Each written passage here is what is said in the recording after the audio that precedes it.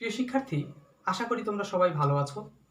আজকে নবম শ্রেণীর হিসাব বিজ্ঞান বিষয়ের খতিয়ান চ্যাপ্টার নিয়ে আলোচনা করব। আমরা গত ক্লাসগুলোতে তোমাদেরকে কিভাবে খতিয়ান প্রস্তুত করতে হয় তা কাল্পনিকভাবে আমরা শিখিয়েছি। আজকে তোমাদেরকে সৃজনশীল প্রশ্ন 1 নং নিয়ে আলোচনা করব। প্রথমেই আগে প্রশ্নটা পড়ে নেওয়া যাক। দেখো, ঢাকার নিরাময় ফার্মা এর 2017 সালের জানুয়ারি মাসের কতিপয় লেনদেন নিম্নরূপ। জানুয়ারি 1, নগদ 55,000 টাকা, 50,000 টাকার কম্পিউটার এবং 30,000 টাকা মূল্যের বিক্রয়যোগ্য ঔষধ দিয়ে ব্যবসা শুরু করা হলো।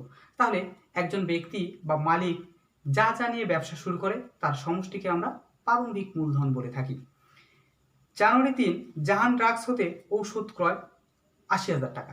এখানে খেয়াল রাখতে হবে বাকি না নগদ উল্লেখ নাই, কিন্তু ব্যক্তি বা প্রতিষ্ঠানের নাম উল্লেখ থাকলেই তাকে আমরা বাকিতে পণ্য ক্রয় বলে বিবেচনা করে থাকি। তাহলে এক্ষেত্রেও বাকিতে ক্রয় করা হয়েছে বলে আমরা বিবেচনা করব। জানুয়ারি 7, পুরাতন একটি প্রিন্টার মেশিন বিক্রয় 3,200 টাকা। তাহলে প্রিন্টার মেশিনকে আমরা বলি অফিস সরঞ্জাম, বিক্রয় করেছি, তাহলে এজন্য আমরা প্রয়োজনীয় জাবেদা দেব। এবার আসি জানুয়ারি 18, মেয়াদ উত্তীর্ণের কারণে জাহান ড্রাগসকে ঔষধ ফেরত প্রদান করা হলো। পণ্য কিনেছিলাম বাকিতে ক্রয়কৃত পণ্য ফেরত দিলে যে জাবেদাটা প্রদান করতে হয় তা আমরা এখানে দেখাবো। জানুয়ারি 27, নগদে ঔষধ বিক্রয় 1,40,000 টাকা। যেহেতু বিক্রয় করেছি, টাকা এসেছে আর বিক্রয় করেছি, এই জন্য বিক্রয় আমরা এটার জাবেদাও পরবর্তী সময়ে দেখাবো। তো ক নম্বর প্রশ্নে বলেছে উপযুক্ত তথ্য হতে প্রারম্ভিক মূলধনের পরিমাণ নির্ণয় করো। তো আমরা প্রারম্ভিক মূলধন নির্ণয় করে দেখাবো। তাহলে প্রারম্ভিক মূলধন নির্ণয়ের জন্য প্রথমেই আমরা 1 ক আমরা এখানে লিখব যে নিরাময় ফার্মা এর প্রারম্ভিক মূলধনের পরিমাণ নির্ণয়, অথবা আমরা শুধু প্রারম্ভিক মূলধনের পরিমাণ নির্ণয় লিখলেও চলবে।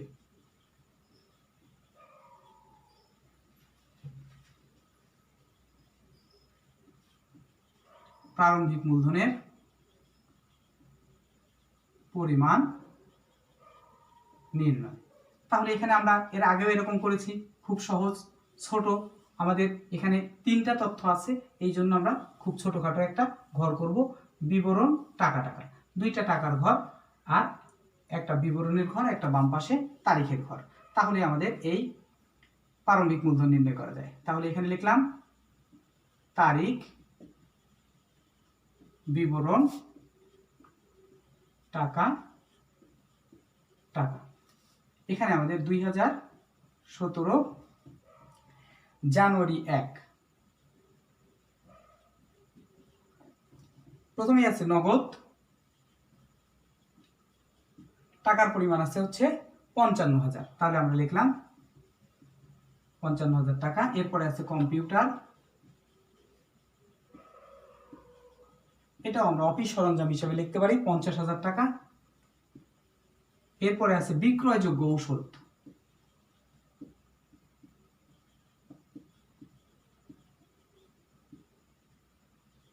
বিক্রয়যোগ্য ঔষধকে আমরা আসলে ক্রয় বলবো, কারণ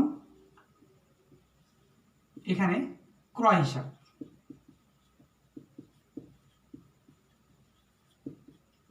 কারণ এর ব্যবসা হচ্ছে ঔষধের ব্যবসা, এই জন্য ঔষধটাই এর পণ্য, এই জন্য ঔষধকে আমরা ক্রয় হিসাব বলবো।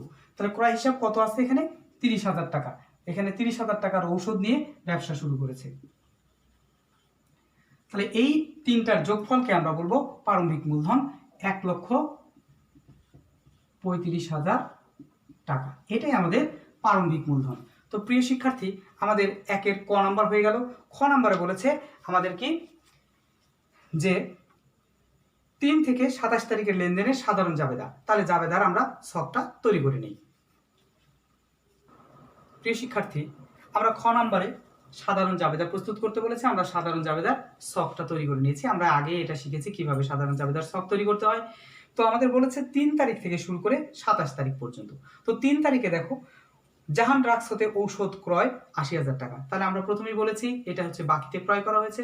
তাহলে বাকিতে ক্রয় করলেই ক্রয় ডেবিট, আর বাকিতে কিনেছি এই জন্য পাওনাদার হিসাব ক্রেডিট।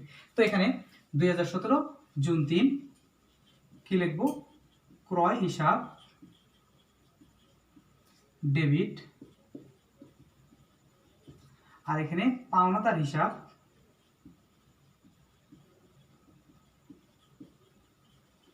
ব্র্যাকেটের মধ্যে আমরা জাহান ড্রাগস লিখতেও পারি, ড্রাগস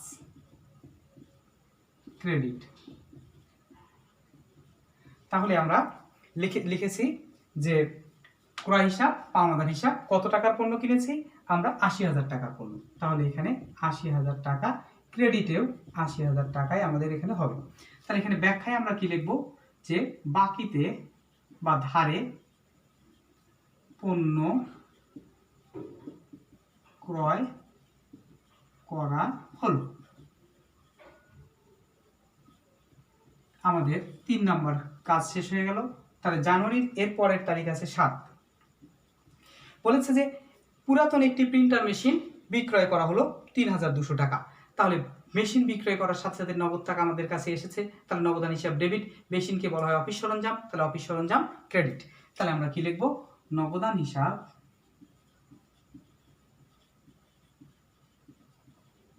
ডেবিট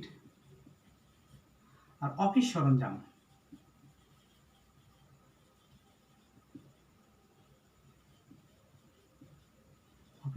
হিসাব ক্রেডিট। টাকার পরিমাণ ৩,২০০, এখানেও ৩,২০০ টাকা। ব্যাখ্যায় আমরা লিখতে পারি পুরাতন প্রিন্টার মেশিন বিক্রয় করা হলো, পুরাতন প্রিন্টার মেশিন বিক্রয় করা হলো। তাহলে আমাদের ৭ নাম্বারটাও শেষ হলো। এবার আমাদের পরবর্তী তারিখ আছে হচ্ছে 18। মেয়াদ উত্তীর্ণের কারণে জাহান ড্রাগসকে ঔষধ ফেরত প্রদান করা হলো। তাহলে যখন কিনেছিলাম জাহান ড্রাগস ডেবিট করেছি, তাহলে এখন জাহান ড্রাগস কি করব, ক্রেডিট করব। তাহলে আমরা এখন এখানে লিখব কি, পাওনাদার হিসাব, এটা তারিখ হচ্ছে কত, তারিখ হচ্ছে 18, লিখব পাওনাদার হিসাব ব্র্যাকেটের মধ্যে জাহান ড্রাগস ডেবিট আর ক্রয় ফেরত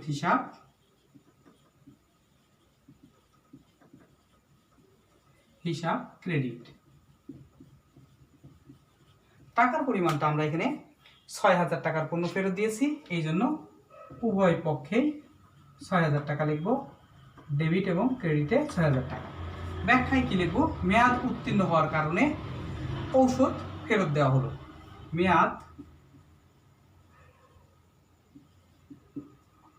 মেয়াদ উত্তীর্ণ হওয়ার কারণে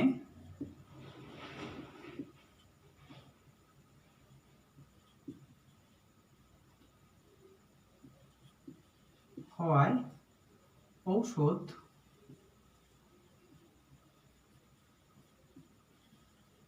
ফেরত দেওয়া হলো। তাহলে আমাদের এই 18 নাম্বার হয়ে গেল। এরপরের তারিখ আছে 27, নগদে ওষুধ বিক্রয়। তাহলে আমরা বলেছি বিক্রয় করলে টাকা আসছে, তাহলে নগদান হিসাব ডেবিট, বিক্রয় হিসাব ক্রেডিট। এখানে আমরা লিখলাম নগদান হিসাব ডেবিট, বিক্রয় হিসাব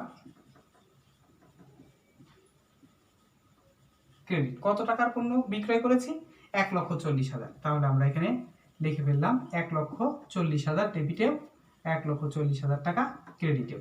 আমরা ব্যাখ্যায় তাহলে কি লিখব, নগদে ঔষধ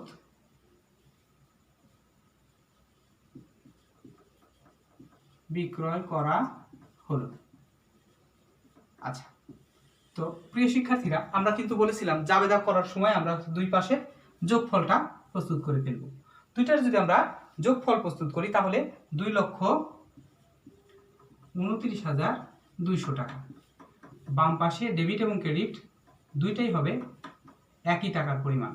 তোমরা যোগ করে দেখবে যে 2,29,200 টাকায় আমাদের এখানে যোগফল হয়। তা আসলে আমাদের মূলত এটুকুই আমাদের জাবেদা। আমরা যদি জাবেদাটা প্রস্তুত করি, এইভাবে আমরা জাবেদা প্রস্তুত করব। এরপরে আমরা আসলে গ নাম্বারে চলে যাব। তো গ নাম্বারে আমাদের বলছে যে নগদান হিসাব, অফিস সরঞ্জাম হিসাব, ক্রয় হিসাব ও পাওনাদার হিসাব প্রস্তুত করো। 4টি খতিয়ান প্রস্তুত করতে বলেছে। তো আমরা প্রথমেই কি করব, আগে তোমাদের খাতায় একসাথে আমরা চলমান যে স্টক ব্যবহার করে খতিয়ান প্রস্তুত করব। তোমরা একসাথে একই পৃষ্ঠার মধ্যে 4টা খতিয়ান প্রস্তুত করে ফেলবে। খতিয়ানের ছক প্রস্তুত করবে, তারপরে পর্যায়ক্রমে আমরা একটি একটি করে খতিয়ান প্রস্তুত করব। তো আমরা এটা মিশিয়ে নিচ্ছি। এখন আমরা খতিয়ানের ছক প্রস্তুত করি। প্রিয় শিক্ষার্থী, আমরা গ নম্বরে চলে এসেছি, যে প্রথমেই নগদান হিসাব, অফিস সরঞ্জাম হিসাব, ক্রয় হিসাব আর পাওনাদার হিসাব। তো আমরা এখন ছক প্রস্তুত করি, কিভাবে আমরা খতিয়ান প্রস্তুত করব। এটা আমরা কোন প্রতিষ্ঠান, আমরা প্রতিষ্ঠানের নাম লিখে দেব প্রথমেই, যে নিরাময় ফার্মা। কি খতিয়ান, শুধু খতিয়ান আমরা লিখবো এখানে, ব্র্যাকেটের মধ্যে লিখি চলমান যে ছক, চলমান যে ছক। প্রথমেই আমরা কি কি খতিয়ান করব, নগদান হিসাব, নগদান হিসাব। তো এখানে আমরা ছকটা প্রস্তুত করছি।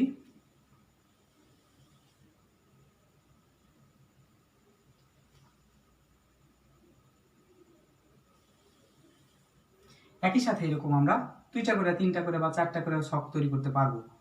তোমরা এভাবে চেষ্টা করবে।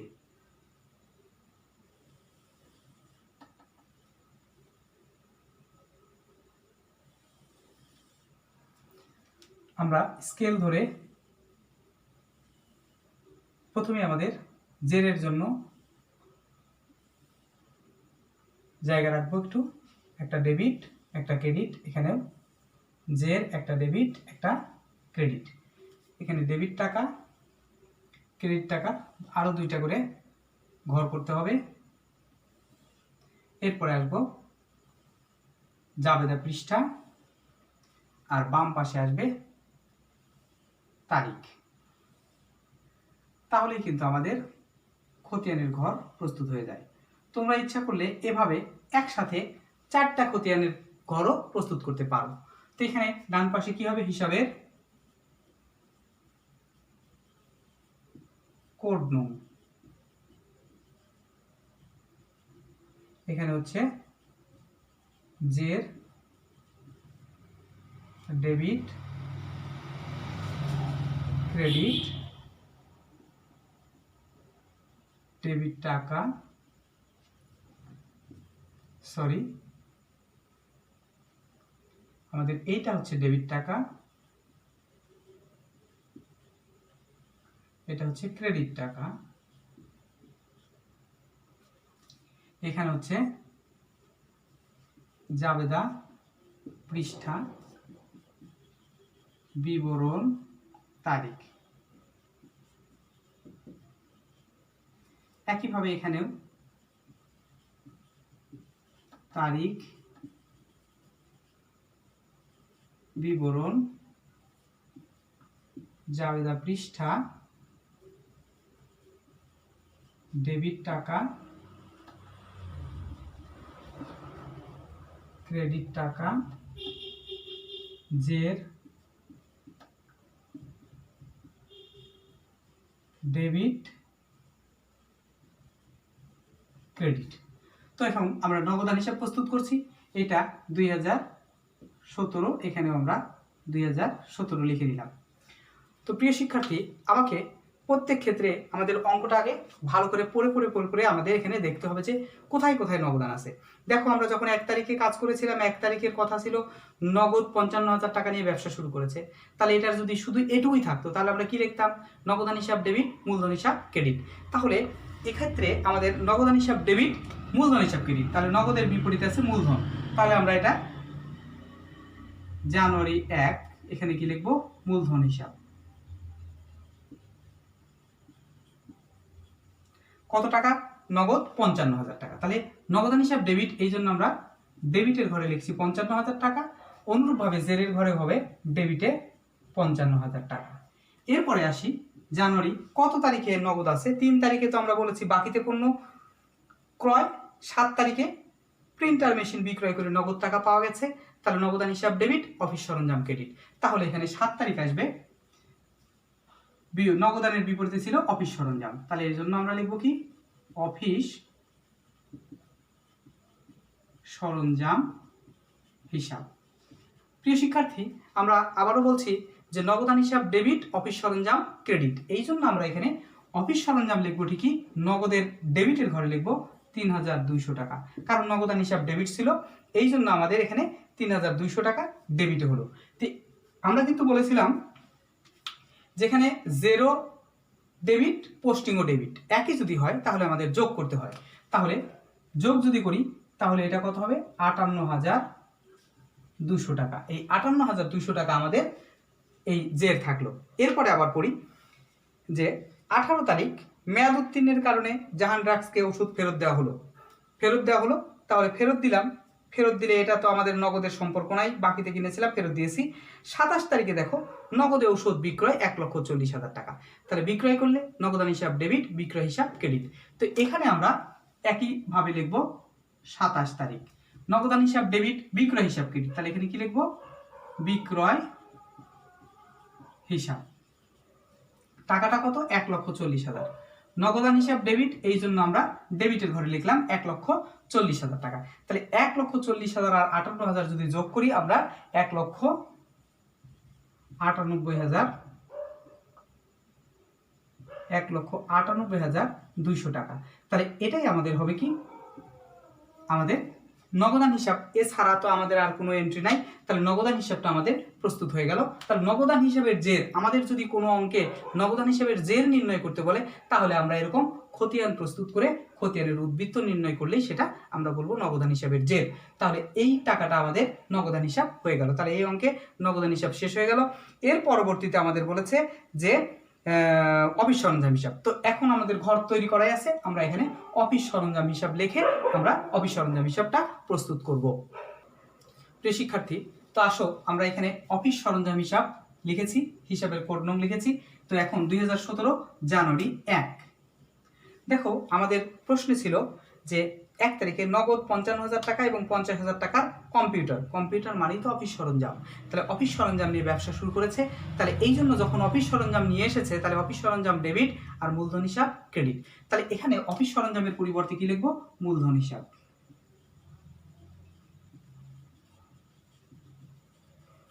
কত টাকা অফিস সরঞ্জাম নিয়ে এসেছে 50,000 টাকা, অফিস সরঞ্জাম ডেবিট ছিল এই জন্য এখানেও আমাদের ডেবিট হবে, জেরের ঘরেও হবে ডেবিট 50,000 টাকা। তো অনুরূপভাবে আমরা 7 তারিখে আমরা যখন পড়েছিলাম, দেখো 7 তারিখে পুরাতন অফিস সরঞ্জাম প্রিন্টার মেশিন বিক্রয় করা হয়েছে 3,200 টাকা। যখন বিক্রয় করেছি তখন বলেছি নগদান হিসাব ডেবিট, অফিস সরঞ্জাম ক্রেডিট। তাহলে এটা অফিস সরঞ্জাম, তার বিপরীতে আছে কি নগদান, তাহলে আমরা এখানে কি লিখবো নগদান হিসাব। কিন্তু অফিস সরঞ্জাম কি ছিল ক্রেডিট, এই জন্য টাকাটা বসবে কোথায় ক্রেডিটে, পোস্টিংটা হলো ক্রেডিটে আর আমাদের জের আছে ডেবিটে। তাহলে জের যদি ডেবিট হয়, পোস্টিং যদি ক্রেডিট হয়, ভিন্ন ভিন্ন হলে কি করতে হয় বিয়োগ করতে হয়। তাহলে এটার বিয়োগফল হবে কত 46,800 টাকা। তাহলে এটাই আমাদের অফিস সরঞ্জাম হিসাব, আর কোনো জায়গায় অফিস সরঞ্জাম নামক কোনো হিসাব নাই, এই জন্য এটাই আমাদের অফিস সরঞ্জাম হিসাব শেষ হয়ে গেল। এরপরে আমাদের আরো দুইটা হিসাব করতে বলছে, ক্রয় হিসাব ও পাওনাদার হিসাব। তোমরা আবারও এরকম দুইটা আমরা ছক করে নেব। তো এটা মিশিয়ে দিয়ে আবার আমরা দুইটা ছক তৈরি করি। প্রিয় শিক্ষার্থী, দেখো আমরা পরবর্তীতে ক্রয় হিসাব এবং পাওনাদার হিসাবের দুইটা ছক প্রস্তুত করে ফেলেছি। তাহলে এখানে 2017 জানুয়ারি 1, কারণ ক্রয় হিসাব 1 তারিখে আছে। আমরা বলেছি যে মালিক কিনে ব্যবসা শুরু করেছে, নগদ টাকা, কম্পিউটার এবং ঔষধ বিক্রয়যোগ্য ঔষধকে আমরা পণ্য বলি, পণ্য হলে তাকে ক্রয় হিসাব ডেবিট, মূলধন হিসাব ক্রেডিট। এই জন্য আমরা এখানে কি লিখবো ক্রয় হিসাবের বিপরীতে মূলধন হিসাব। তাহলে কত টাকার ঔষধ নিয়ে ব্যবসা শুরু করেছিল 30,000 টাকা। তাহলে এখানে দেখো ক্রয় হিসাব ডেবিট, মূলধন হিসাব ক্রেডিট, এই জন্য ডেবিট পাশে আমাদের 30,000 টাকা হবে, এখানেও জেরের ঘরে ডেবিট পাশে হবে 30,000 টাকা। এরপরে আমাদের পণ্য ক্রয় আছে কত তারিখে 3 তারিখে পণ্য ক্রয় আছে। কি কিনেছিলাম বাকিতে পণ্য কিনেছিলাম, কার কাছ থেকে জাহান ড্রাগসের কাছ থেকে। তাহলে যখন আমরা কিনেছি তখন আমরা কি বলেছিলাম ক্রয় হিসাব ডেবিট, পাওনাদার হিসাব ক্রেডিট। তাহলে এখানে লিখতে পারি আমরা ক্রয়ের বিপরীতে পাওনাদার।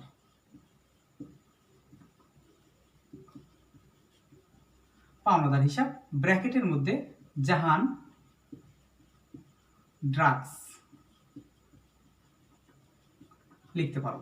তাহলে আমরা যখন বাকিতে কিনেছিলাম ৮০,০০০ টাকার ঔষধ বাকিতে কিনেছিলাম, তাহলে ক্রয় হিসাব ডেবিট, তাহলে পাওনাদার হিসাব ক্রেডিট, তাহলে ক্রয় ডেবিট হওয়ার কারণে আমরা এই টাকাটা ডেবিটেই লিখবো।